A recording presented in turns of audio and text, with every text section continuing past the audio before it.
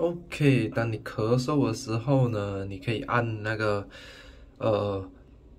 肺及支气管在这一边，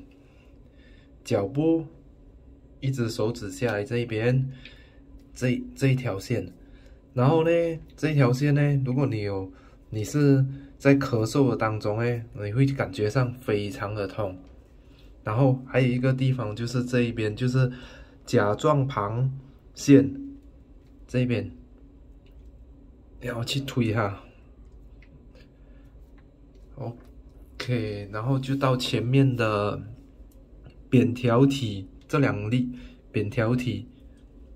然后还有支气管中间这一段支气管，然后去推它，会非常的痛。这个可以帮你缓解咳嗽。